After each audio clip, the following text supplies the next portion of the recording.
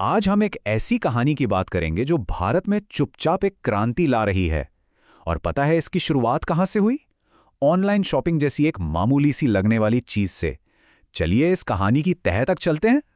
देखिए, भारत में जिस तरह से लोग खरीदारी करते हैं वो तो पूरी तरह से बदल ही चुका है। अब बात सिर्फ छोटी मोटी चीजों की नहीं रही।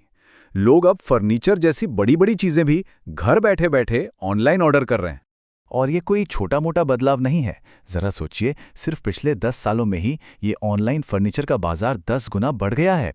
ग्राहकों की इस बदलती आदत ने एक बहुत बड़े पारंपरिक उद्योग में, आप कह सकते हैं, एक जबरदस्त भूचाल ला दिया है। और यहीं से हमारी आज की कहानी का सबसे बड़ा सवाल सामने आता है। आखिर ऐसा क्या हुआ कि भारत की सबसे बड़ी लकड़ी कंपनियां अपने सालों पुराने भरोसेमंद प्लाईवुड को छोड़कर एक नए चैलेंजर एमडीएफ की तरफ जा रही हैं? क्या है ये एमडीएफ और ये प्लाईवुड के राज को कैसे खत्म कर रहा है? तो इस पूरी कहानी को समझने के लिए हमें सबसे पहले ये देखना होगा कि पारंपरिक प्लाईवुड बाजार में आखिर दिक्कतें क्या थीं। अब ये बात बहुत दिलचस्प है। प्लाईवुड का जो पूरा मार्केट है उसका एक बहुत बड़ा हिस्सा, लगभग 70% छोटे अनऑर्गेनाइज्ड यानी असंगठित प्लेयर्स के हाथ में है। और इन छोटे प्लेयर्स के पास कुछ जबरदस्त फायदे थे। वो लोकल लेवल पर सामान लेते थे, एक ही जगह जैसे यमुनानगर में क्लस्टर बना के काम करते थे, जिससे उनकी लागत बहुत कम हो जाती थी। मार्केटिंग पर भी कोई खास खर्चा नहीं, और तो और 2017 से पहले टैक्स में भी छूट थी। इन सब वजहों से जो बड़ी बड़ी लिस्टेड कंपनियां थीं, उनके लिए इनसे मुकाबला करना लगभग नामुमकिन हो गया था, खासकर बाजार के सबसे पॉपुलर सेगमेंट्स में। तो हुआ ये कि बड़ी कंपनियां एक छोटी सी धीमी रफ्तार से बढ़ने वाली प्रीमियम मार्केट में ही सिमट कर रह गईं। मतलब असली जंग तो कहीं और ही चल रही थी। अब इस मुश्किल से निकलने के लिए इन बड़ी कंपनियों को एक नई स्ट्रैटेजी, एक नए रास्ते की जरूरत थी। और ये रास्ता उन्हें मिला एक बिल्कुल अलग तरह के वुड पैनल में। और इसका नाम है एमडीएफ, यानी मीडियम डेंसिटी फाइबर बोर्ड। आसान भाषा में कहें तो ये एक इंजीनियर्ड लकड़ी का बोर्ड है। इसे लकड़ी के छोटे छोटे रेशों को मोम और रेजिन के साथ मिलाकर बहुत ज्यादा तापमान और दबाव में बनाया जाता है।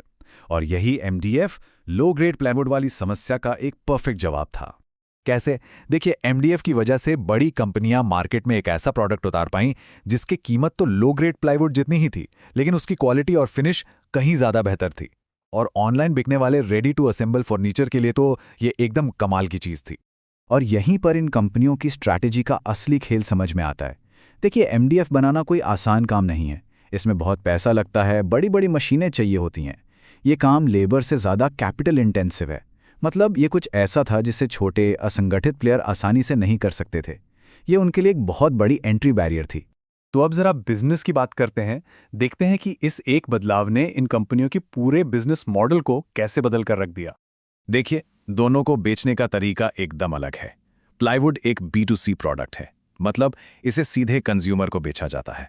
इसके लिए खूब एडवर्टाइजिंग करनी पड़ती है, ब्रांडिंग पर पैसा खर्च करना पड़ता है ताकि कारपेंटर और घर के मालिक उसे खरीदें। वहीं दूसरी तरफ एमडीएफ एक B2B कमोडिटी है। इसे सीधे बड़े बड़े फर्नीचर बनाने वालों को थोक में बेचा जाता है। यहां बस क्वालिटी और कीमत मायने रखती है। इससे पूरी कॉस्ट स्ट्रक्चर ही बदल जाती है। और इसका सीधा असर पड़ता है मुनाफे पर। अगर हम प्रॉफिट मार्जिन देखें तो प्लाईवुड पर यह करीब 11% है, जबकि एमडीएफ पर यह बढ़कर सीधा 21% हो जाता है, लगभग दोगुना।